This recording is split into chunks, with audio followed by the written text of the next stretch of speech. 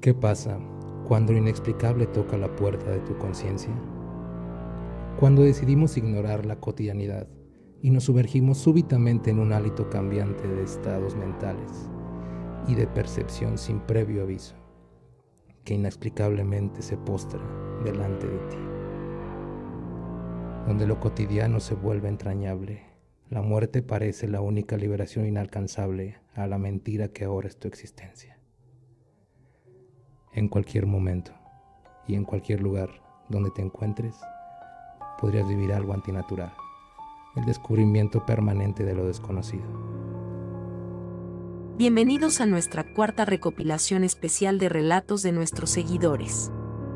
Les debemos una disculpa, ya que en la anterior recopilación habíamos prometido la historia de El demonio en el convento, la historia de mi tía, y por causa de descuido y tiempo, no la pudimos incluir. En esta ocasión sí la incluiremos, igual que otra historia inédita, El hombre del sombrero y su perro. ¿Listos para los relatos?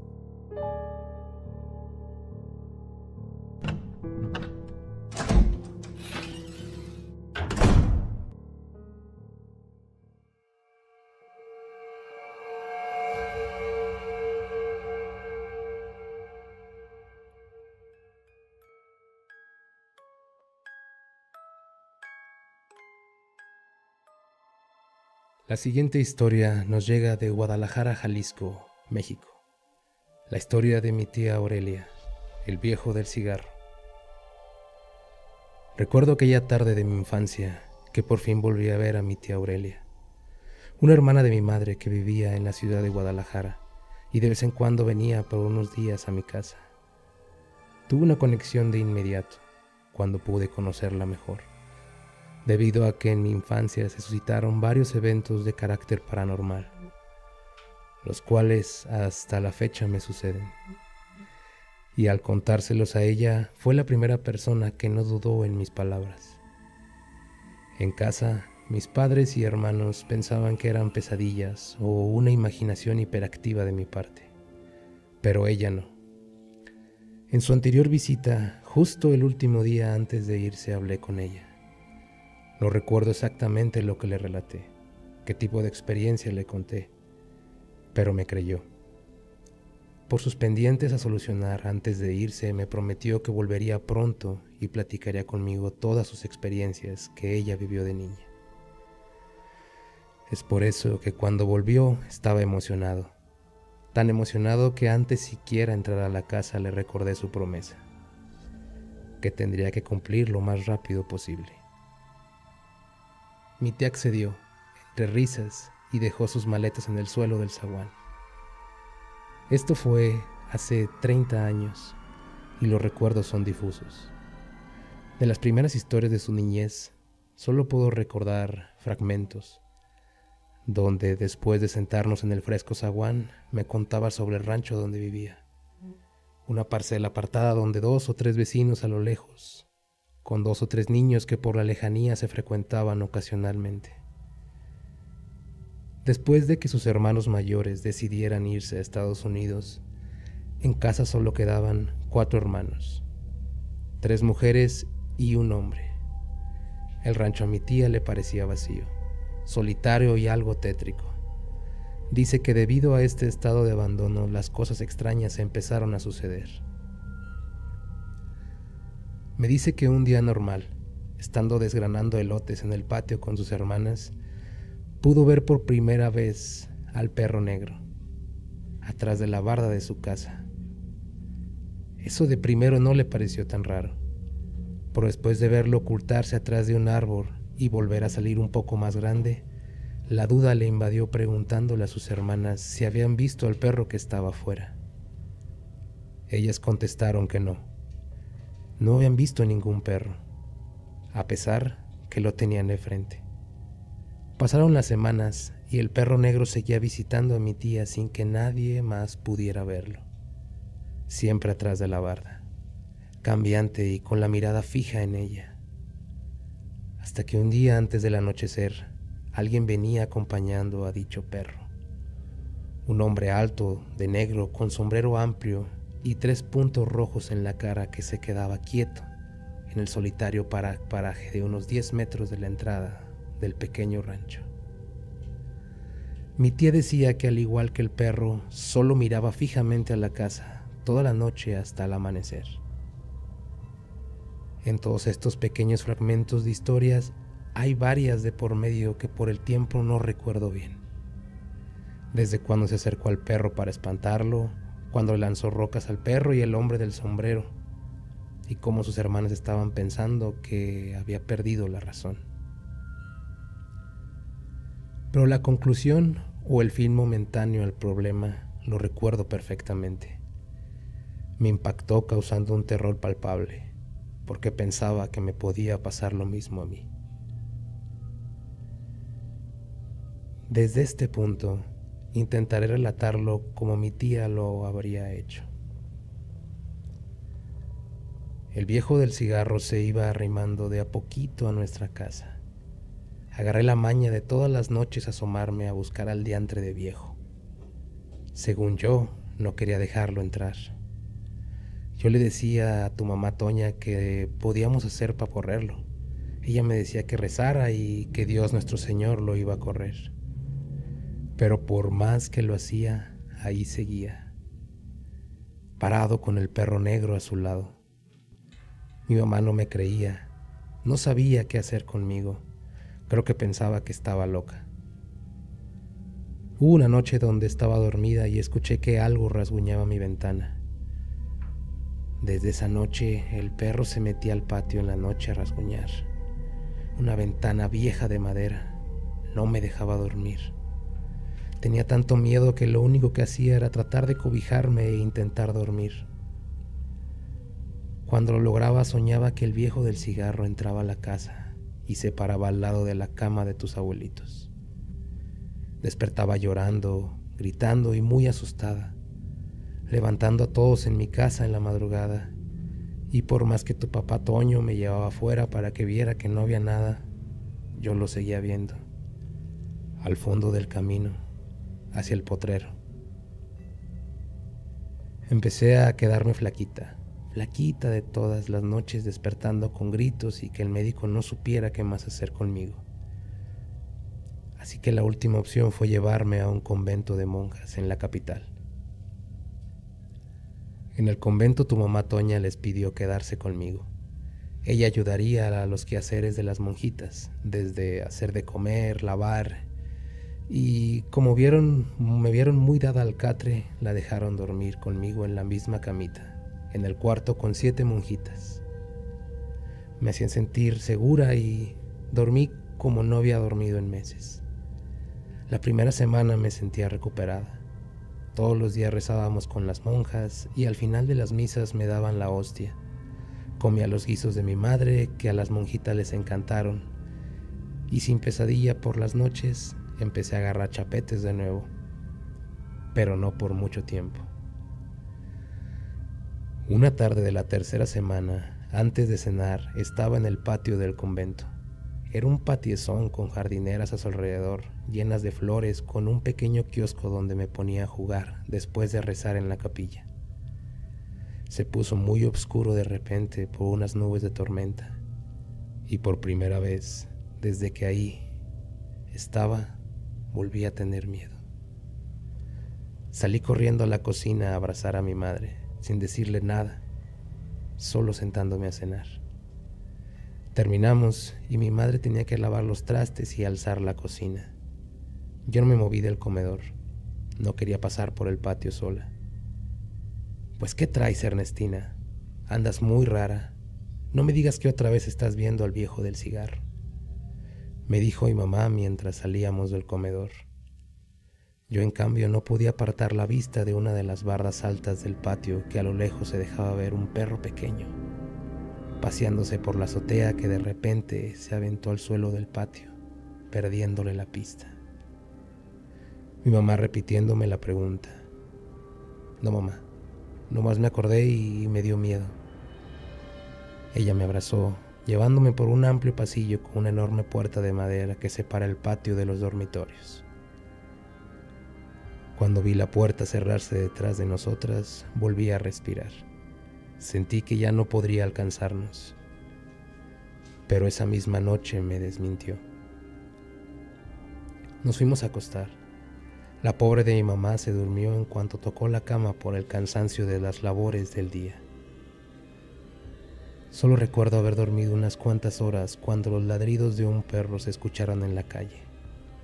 Traté de calmarme porque eso a veces era normal.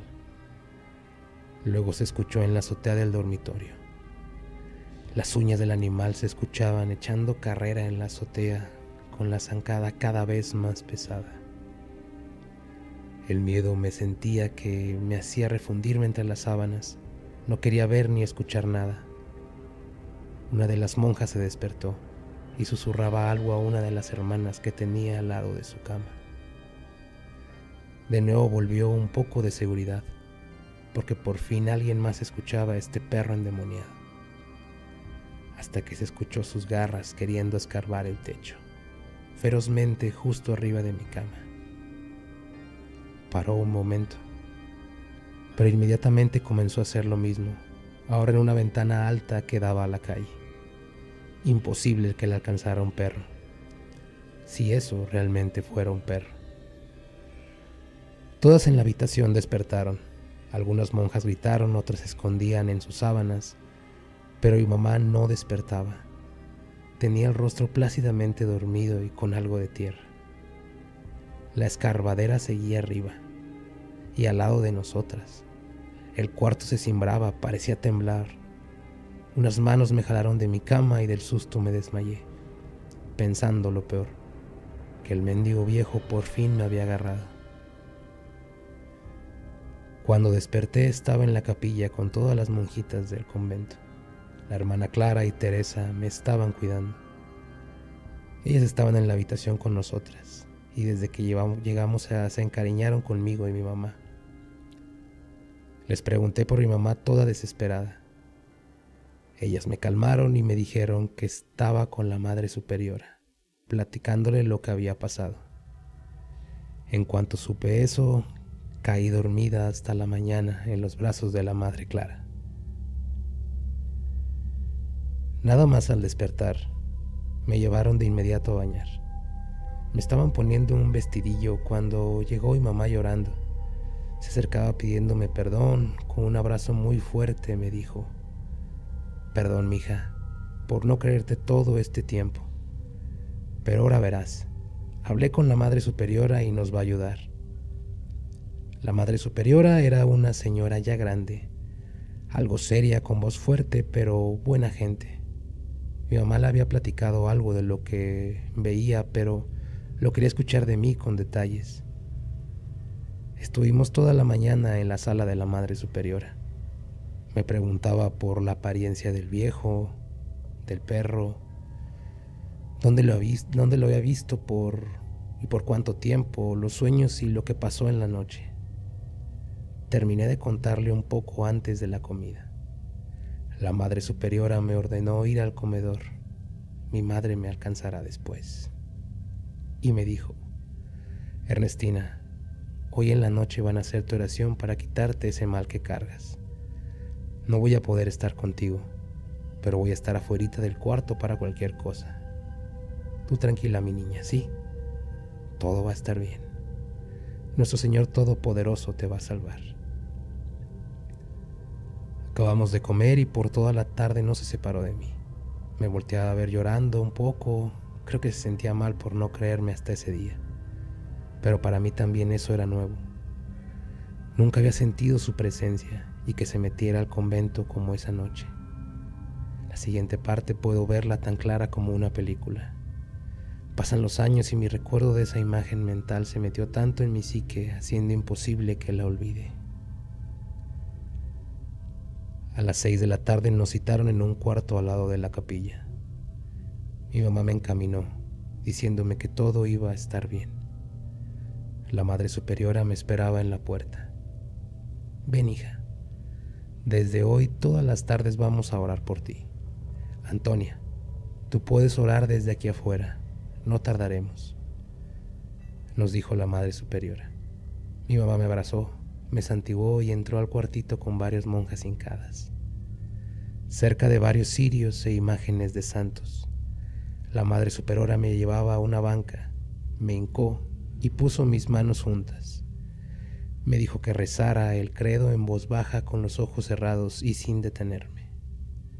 La Madre Superiora hablaba en otro idioma, como si iniciara la misa.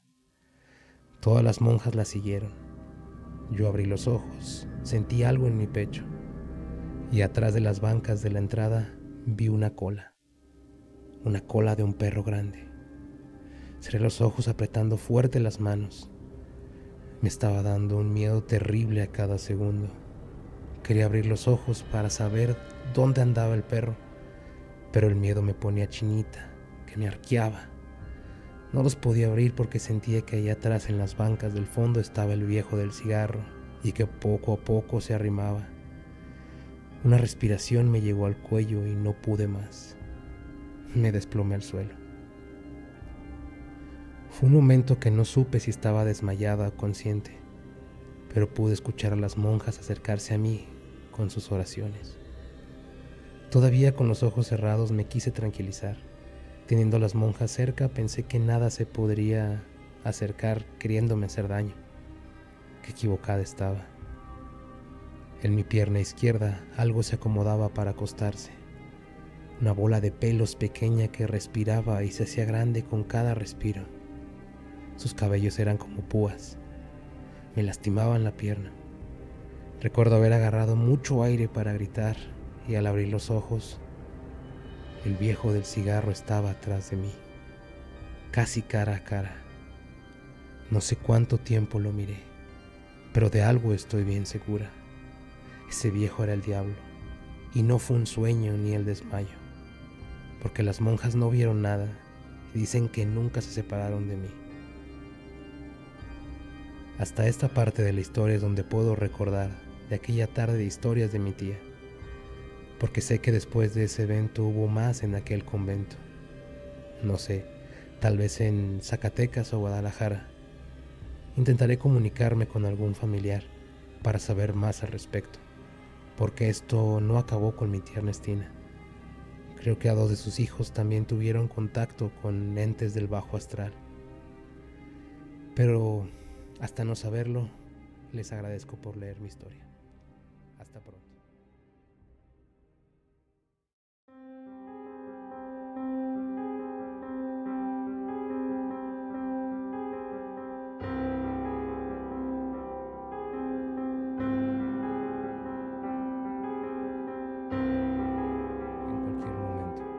Y en cualquier lugar donde te encuentres, podrías vivir algo antinatural, el descubrimiento permanente de lo desconocido.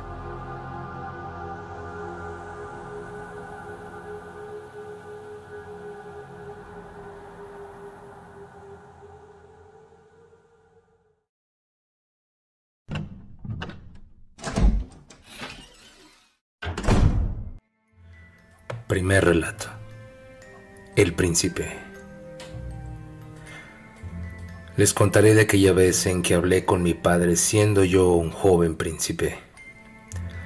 El rey se encontraba sentado en su trono como de costumbre, pensativo, meditabundo.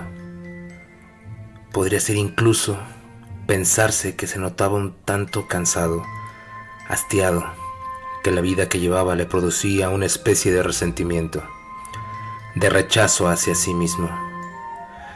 Pero ninguno de sus súbditos se atrevía ni siquiera a sugerir que el rey ya no era el mismo, pues torturas infernales, literalmente, le caerían encima tan solo por proferir una posible debilidad en su alteza. Pero un buen día, el hijo del rey, que ganaba sabiduría con el paso de los años, se acercó a él y le hizo una pregunta, pues era ya muy evidente el desamparo del ánimo en su rostro y que éste le había secuestrado la felicidad. «Padre, ¿puedo preguntarte algo?», dijo con una pizca de duda el hijo del rey. «Claro, hijo mío, dime, ¿de qué se trata?», respondió el rey con una cordial sonrisa mientras se ponía cómodo. Retiraba su espalda del trono y se acercaba a su hijo. «¿Eres feliz siendo el rey?», preguntó el hijo. El rey, que quedó asombrado con lo que su hijo preguntaba, sabía que su retoño ganaba sabiduría, pero jamás pensó que ésta le traería una reflexión como esa. «Hijo», comenzó a responder el rey mientras le acariciaba el rostro a su pequeño, «hay cosas que deben ser como deben ser». El rey se levantó del trono, caminó unos cuantos pasos y continuó diciendo: «Soy el rey por decreto divino y algún día tú lo serás. No importa si soy feliz o no». El hijo entendió el mensaje. Su sabiduría era tal que incluso en la respuesta del rey supo que lo que le sucedió a su padre también le pasaría a él. «Entonces, ¿no tengo salvación? ¿Estaré condenado a la misma vida que llevas?». El rey se acercó pacientemente a su hijo. Sabía que consolarlo no era la mejor decisión, pues a pesar de todo, ser rey tiene un precio elevado. «Hijo, soy rey porque Dios así lo quiso, y tú serás rey porque Dios así lo ha querido. ¿Hablas de salvación?». Del rey brotó una ligera sonrisa y continuó: «Solo mira al hombre. En todos estos años no ha sabido vivir en armonía, y llegan aquí, sin esperanza, y nosotros como última prueba de que se han equivocado de camino. ¿Sabes lo importante que es eso?». El hijo sonrió y asintió con la cabeza. Ahora estaba seguro de querer seguir los pasos de su padre y aceptar el designio de los dioses, y convertirse en el sucesor del rey, el príncipe de las tinieblas. Y después de miles de años, aquí me encuentro, en el trono de mi padre, bajo el designio de los dioses, a la espera de sus almas que serán gobernadas por mí en el infierno. Segundo relato: El cazador de almas. 900 años de servicio al mando del más oscuro y cruel de los tormentos. Un cazador de almas es lo que soy tras aceptar aquel día el trato. Pero esperen, es hoy sin lugar a duda. Viento fresco, luna sigilosa, calles silenciadas por melancolía y una nueva forma de intercambio que conecta al mundo. Es el día de mi retiro. ¿Quién será el desafortunado? ¿Qué va? El maldito desgraciado que tome mi lugar y llene de pesares a familias enteras, a decenas de personas con sus sueños marchitos. ¿Quién será aquel que en su desespero y agonía firme aquel acuerdo? Más por temor a la muerte que por el privilegio de una vida. No tengo que elegir. Solo quiero salir de esta prisión que me tortura. Recuerdo cada nombre, cada rostro y rasgos de quienes he guiado, que digo, he arrastrado hasta las puertas del infierno. Escucho sus voces, cada una de ellas gritando con desgarro. Incluso los más pequeños me atormentan. Ninguno escapa a mi memoria. Estoy maldito. Pero qué cosas digo si hoy me libero. Qué palabras tan absurdas. Actúo como víctima cuando en realidad el yugo del Averno está por ser un mal recuerdo. Una pesadilla de 9 siglos existiendo como verdugo. Aquel día en que casi muero, un viejo mal oliente se acercó a mí. Yo apenas si lograba respirar. Me habían asaltado y en mi defensa fui herido por un cuchillo. Este casi me daba muerte, si no fuera por el trato con el viejo. 9 siglos de servicio a cambio de vivir. Pero hoy ya no es momento para el lamento. Hoy seré tan libre como el viento. La luz por fin dilatará mis pupilas. Mi corazón tendrá de nuevo sus latidos y el calor del sol, ese que tanto extraño, volverá a tostar mi piel. Ya no habrá frío ni pesar, aunque no estoy seguro de olvidar cada lamento provocado en mi servicio. ¿Qué más podía hacer? Para ello fue el contrato. Hoy es el día y como el viejo así lo dijo, en tu último día habrás de contar tu historia en la nueva era, en un tiempo que no cree en cuentos y que no creerá en ti. Eso lo hará más exquisito, más sublime, pues la era habrá cambiado y en ese tiempo tú serás libre de este yugo. Habrás de contar tu historia en un cristal que conecta al mundo y el mundo te escuchará. Y entre todos ellos, durante esa noche de liberación, luego de contar tu historia y conocer tu pesar, uno de ellos morirá y tomará tu lugar por 900 años. Así lo dijo aquel día el viejo, quizá como advertencia, quizá como esperanza, pero hoy no me queda más que agradecerle desde el cristal que conecta al mundo por escuchar mi historia. Y suerte.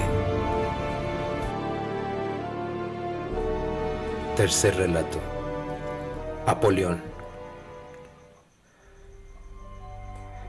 Desciendo de la lúgubre orilla inhóspita y pantanosa del bosque petrificado, en una pesadilla incomprensible donde el cansancio se cuelga de mis hombros arañando mi espalda, me subleva.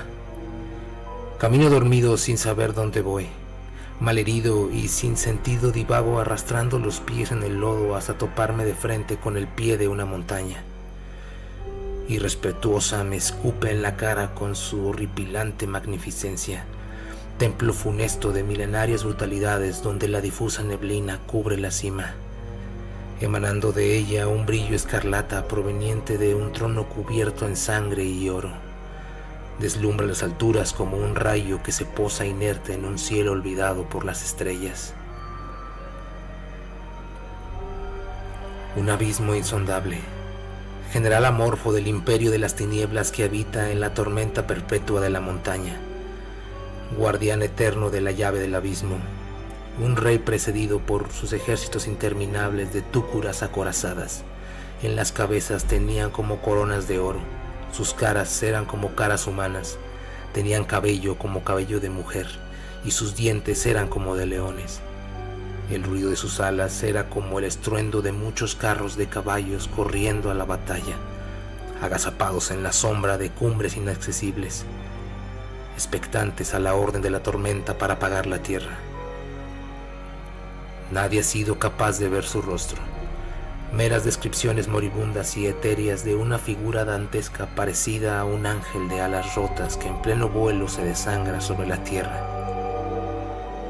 Sus ojos incendiarios son antorchas en el piracúmulo del apocalipsis, vigilantes y cautivos. Poseedor del favor de los dioses y sus mandatos, profecía maldita que él ordena destruir los futiles intentos de supervivencia frenesí, sanguinarias de un ejecutor impecable. Puedo ver el rojo recalcitrante de sus ojos en las alturas, esperar del día donde sus manos se llenen de impia y desagradable sangre humana, siendo su redentor o ejecutor.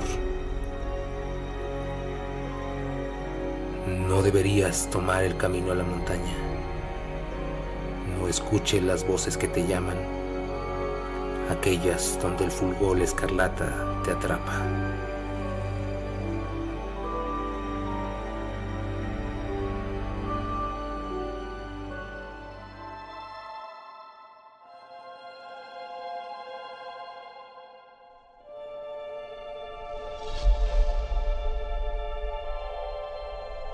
En cualquier momento y en cualquier lugar donde te encuentres, podrías vivir algo antinatural, el descubrimiento permanente de lo desconocido. 5 historias cortas de terror. 2. En esta entrega damos por iniciada una colección llamada 5 historias cortas de terror, de la cual se desprenderán varias partes que iremos subiendo paulatinamente. En esta serie, les presentaremos los casos paranormales más interesantes que encontremos en la web, sin poder decir a ciencia cierta si son reales y solo enfocándonos a la situación en concreto. Pueden estar seguros de que trataremos de tener un criterio amplio a la hora de seleccionar dichos relatos. Ahora vamos a escuchar los 5 casos de esta, nuestra segunda parte.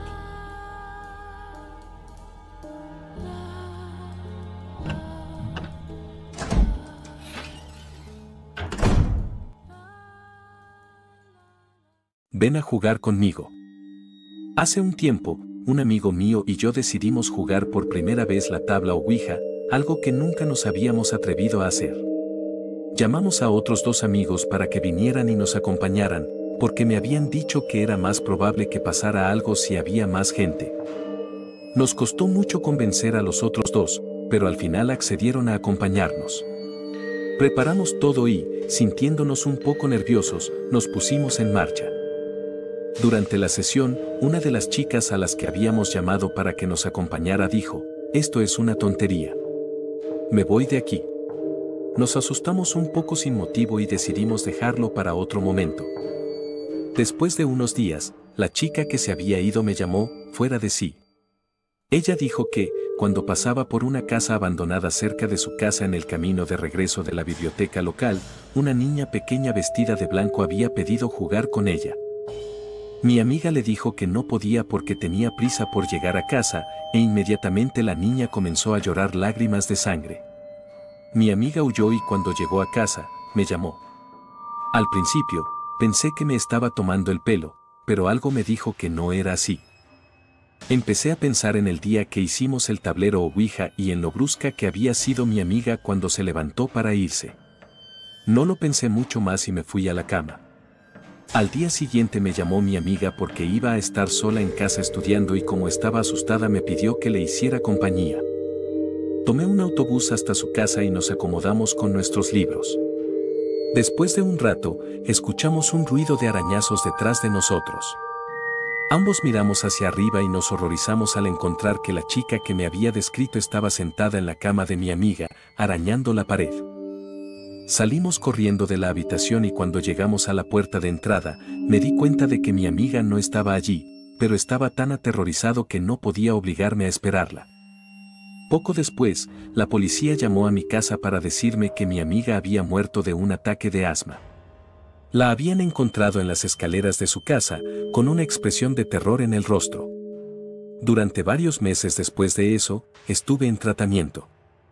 Ahora me estoy recuperando, pero el otro día apareció una nota en mi buzón escrita con la mano de una niña que decía: «Tu amiga murió porque no quería jugar conmigo.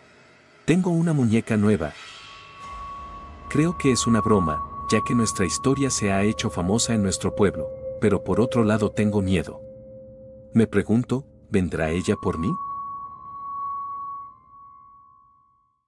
La mano que acecha en la oscuridad. Una niña de 7 años se quedó con su abuela en su pequeño apartamento mientras sus padres iban al cine. Abuela y nieta cenaron juntas y charlaron un rato. A las 10 en punto, la abuela recogió su costura y la niña encendió la televisión. Estaban sentadas juntos en compañía cuando la abuela tuvo una sed terrible y le pidió a su nieta que le trajera un vaso de agua. «Está demasiado oscuro», dijo la niña. «No tengas miedo», dijo la abuela. «Sigue el pasillo, hay un interruptor justo al lado de la puerta del baño». La chica se levantó y se abrió paso a tientas a lo largo de la pared del pasillo, buscando a tientas el interruptor. Cuando llegó al baño, se detuvo y palpó alrededor, solo para entrar en contacto con una mano huesuda que trató de arrastrarla al baño. La niña logró zafarse y corrió, gritando y llorando, de regreso con su abuela. Tras el incidente, la niña necesitó tratamiento psicológico. Lo que sucedió nunca se ha esclarecido, aunque nadie más que la abuela y la niña estaban en el apartamento en ese momento. Espacio para uno más. Un hombre llamado Joseph Blackwell vino a la Gran Manzana en un viaje de negocios. Se quedó en la casa grande que unos amigos tenían en las afueras de la ciudad. Esa noche pasaron una agradable velada charlando y recordando el pasado. Pero cuando Blackwell se acostó, comenzó a dar vueltas y no pudo dormir. En un momento durante la noche, escuchó un automóvil detenerse en el camino de entrada. Se acercó a la ventana para ver quién podía estar llegando a una hora tan tardía. A la luz de la luna, vio un coche fúnebre negro lleno de gente. El conductor lo miró. Cuando Blackwell vio su extraño rostro, se estremeció. El conductor le gritó, «Hay lugar para uno más». Luego esperó 1 o 2 minutos antes de irse. Por la mañana, Blackwell les contó a sus amigos lo que había sucedido. «Estaba soñando», dijeron. «Debe haber sido eso», respondió, pero no parecía un sueño. Después del desayuno se fue a la ciudad y pasó el día en las oficinas de uno de los nuevos edificios altos de la ciudad. A última hora de la tarde, estaba listo para volver a la casa y esperaba que el ascensor lo bajara a la planta baja. Pero cuando se detuvo en su piso, estaba muy lleno. Una de las personas que estaban adentro lo miró y dijo, «Hay lugar para uno más». Era el conductor del coche fúnebre. «No, gracias», dijo Blackwell. «Esperaré al siguiente». Las puertas se cerraron y el ascensor empezó a descender. Momentos después, hubo un terrible choque y se escucharon gritos y alaridos. El ascensor se había derrumbado. Todas las personas que estaban dentro fueron víctimas de un fatal accidente. Anillo de compromiso. Daisy Clark había estado en coma durante más de un mes cuando el médico la declaró muerta. Fue enterrada en un fresco día de verano en un pequeño cementerio a unos cuantos kilómetros de su casa. «Que ella siempre descanse en paz», dijo su esposo. Pero no fue así como resultó. Más tarde esa noche, un ladrón de tumbas armado con una pala y una linterna comenzó a desenterrarla. Como la tierra aún estaba suelta, rápidamente alcanzó el ataúd y lo abrió. Su corazonada era correcta. Daisy había sido enterrada con 2 anillos valiosos, un anillo de bodas de diamantes y otro tachonado con un rubí brillante. El ladrón se arrodilló y metió la mano dentro del ataúd para sacar los anillos, pero estaban completamente atrapados en los dedos de Daisy. Decidió que la única forma de conseguirlos era cortándole los dedos. Pero cuando sacó su cuchillo y comenzó a cercenar la carne, comenzó a sangrar y Daisy comenzó a temblar. De repente, ella se sentó. Aterrorizado, el ladrón se puso de pie, golpeando accidentalmente su linterna que se apagó. En la oscuridad, pudo escuchar a Daisy salir de su tumba. El ladrón se quedó congelado, agarrando el cuchillo en su mano. Al verlo allí, Daisy se cubrió con su sudario y preguntó, «¿Quién eres?». Al escuchar hablar al cadáver, el ladrón de tumbas corrió. Daisy se encogió de hombros y siguió caminando, sin molestarse en mirar atrás.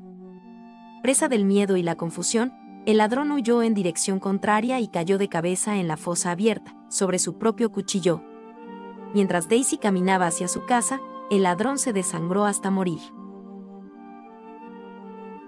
Frausto. Hace unos años, en un campamento, hubo un grupo de jóvenes que, durante una excursión, se perdió.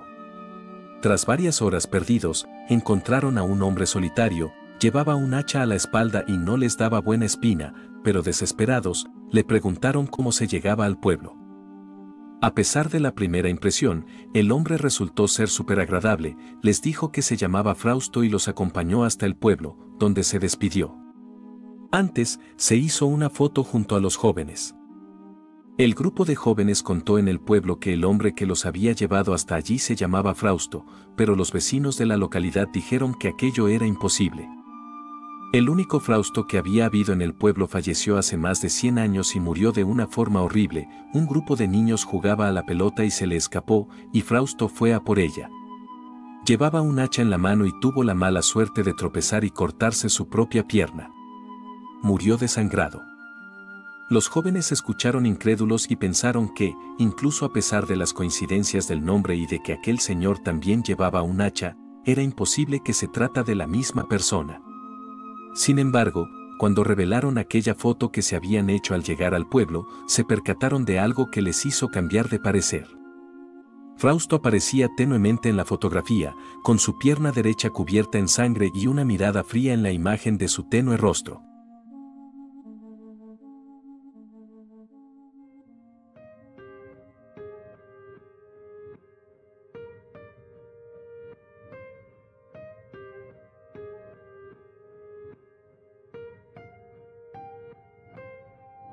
Relatos de nuestros seguidores. Relato anónimo. El señor del abrigo negro y su perro. Historia situada en cualquier callejón oscuro de la Ciudad de México. Mi historia comienza cuando era un niño, en un callejón a orillas de mi pueblo que fungía como nuestra cancha de fútbol privada, una zona despoblada con huertas y corrales, cerca de un arroyo donde siempre corría agua y se decía que por la noche nadie debía rondar por ahí. Según recuerdo, tendría algunos 11 o 9 años.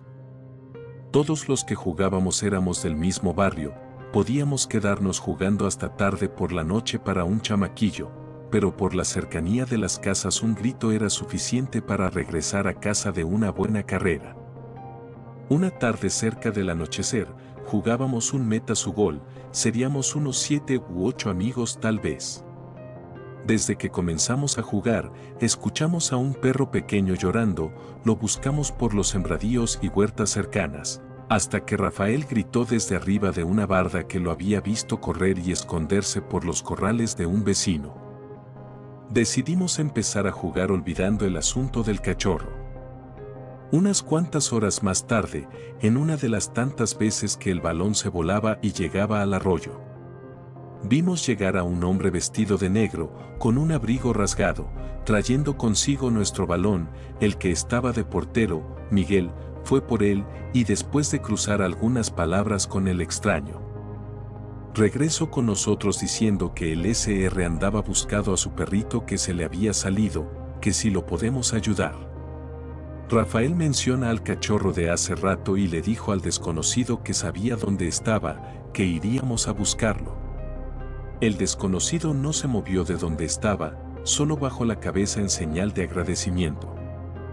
Nos brincamos a los corrales del vecino, que como era amigo de mi papá, nunca se molestaba si nos brincábamos por la bola o a jugar. Rodeamos el lugar, podíamos escuchar un leve llanto por los comederos, pero estaba oscureciendo, no traíamos lámpara y el alumbrado público era inexistente. Bueno, una sola lámpara para un amplio callejón no ayudaba mucho. Al acercarnos, Toño nos avisó que escapaba corriendo para la huerta. Todos nos pusimos en alerta y recuerdo haber visto una mancha haciendo ruido por las hojas del sembradío. Lo intentamos alcanzar y llegó a una barda. La silueta borrosa y oscura crecía conforme nos acercábamos, hasta que un enorme perro se vio brincar arriba de nosotros y la barda. Yo estaba ahí y por el tiempo que ha pasado no sé si lo que vi era realmente así. No obstante, si mi memoria no me falla, pude ver a través de sus costillas, como si le faltara todo el estómago. Llegaron nuestros amigos preguntando por el perro. Nosotros todavía algo confundidos le preguntamos a Rafael si realmente era un cachorro, porque lo que vimos no lo era. Entre argumentos sobre el verdadero tamaño del perro y su escalofriante estado, regresamos con el desconocido para preguntarle. Él seguía parado cerca del arroyo, pero ahora con el perro que Miguel y yo vimos brincar la barda. Al ver esto hubo un momento donde todos nos paramos en seco. Recuerdo haber sentido mucho miedo cuando ese hombre levantó la cabeza para mirarnos. Después de 2 o 3 segundos de una mirada que parecía vernos directamente al alma, el desconocido o la cosa que fuera eso, junto con su perro desaparecieron en una extraña neblina que se desvanecía mientras ellos corrían hacia el arroyo. A tropiezos y empujones salimos corriendo sin pensarlo, llegando a la casa de Miguel, que era el que vivía empezando el callejón. Nos refugiamos ahí por unos minutos, tomé agua y corrí de inmediato a casa. Esa noche no pude dormir, le conté a mis padres y se notaron escépticos. Me preguntaron si era un hombre de verdad. Al decirles que desapareció con su perro camino al arroyo solo me recomendaron rezar. Al día siguiente en la escuela primaria, estábamos platicando con nuestros otros compañeros de la escuela los detalles del tremendo susto y como último dato, Miguel mencionaba que cuando fue por el balón él no recuerda haber hablado con el viejo del abrigo, pero su voz baja y gruesa la recuerda como si sonara dentro de su cabeza. Vi el nombre de la página y decidí aportar una de las pocas experiencias paranormales o extrañas que he tenido, la cual se sigue contando en el barrio como el viejo del abrigo negro y su perro.